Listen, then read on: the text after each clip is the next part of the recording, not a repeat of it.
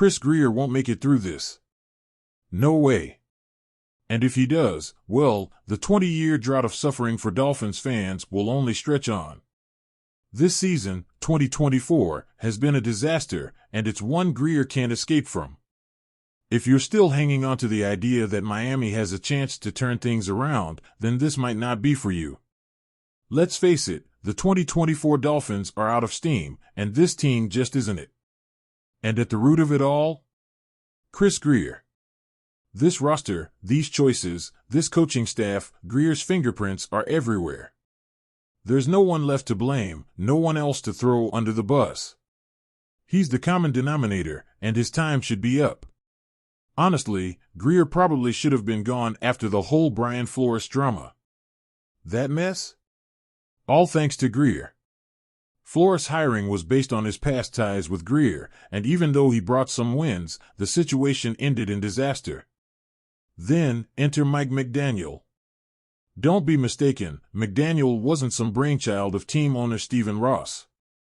Ross didn't know who San Francisco's run game coordinator was, just like he didn't know about the Patriots linebackers coach, Flores. This was Grier's doing, yet again. Both hires looked promising on the surface. Flores had a few wins, and McDaniel got Miami to the playoffs. But even with the potential, these seasons didn't live up to their promise. Remember the back-to-back collapses?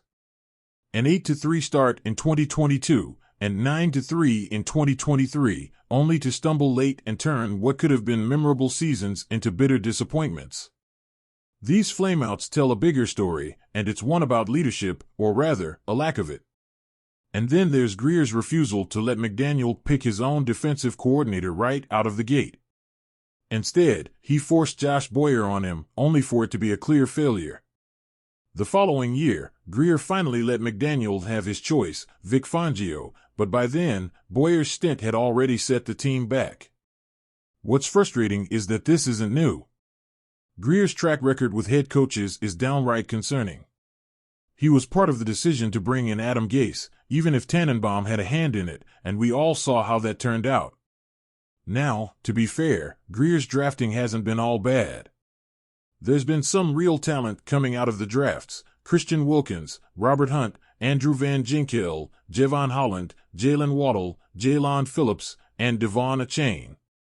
Some of these players are star caliber or well on their way, and guys like Austin Jackson and Brandon Jones have held their own as solid NFL starters. But here's the kicker: most of them aren't even sticking around.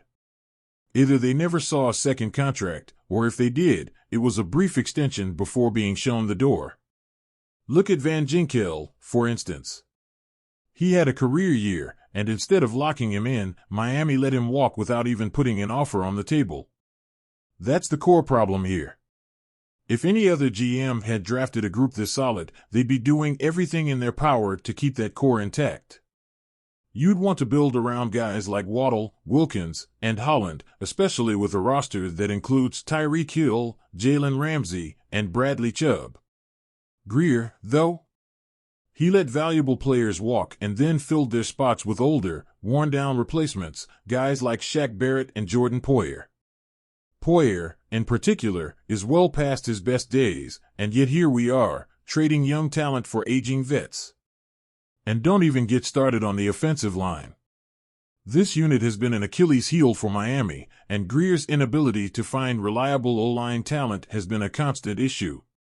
Because he can't draft dependable linemen, he's been forced to shell out big bucks on players like Terron Armstead, take risks on guys like Isaiah Wynn, and reposition Connor Williams to a spot he wasn't familiar with. It's a patchwork approach to a critical area that needed solid, long-term solutions, not temporary fixes. Then there's Grier's peculiar loyalty to certain players, like Liam Eichenberg. Despite repeated struggles, Grier has held on to Eichenberg for years, even though the performance hasn't justified the patience. If Grier somehow makes it through the season, we'll probably see him make a push to re-sign Eichenberg in free agency, too. And one of the most baffling choices of all has been the backup quarterback situation. Grier took Tua Tagovailoa 5th overall in 2020, a decision that'll be debated for years, but the real issue? The fact that Grier didn't plan for Tua's durability. Even though Tua had injury problems in college and hasn't been the most durable in the pros, Grier's strategy was, what, exactly? Mike White? White is not the kind of reliable backup you need for a player with Tua's history.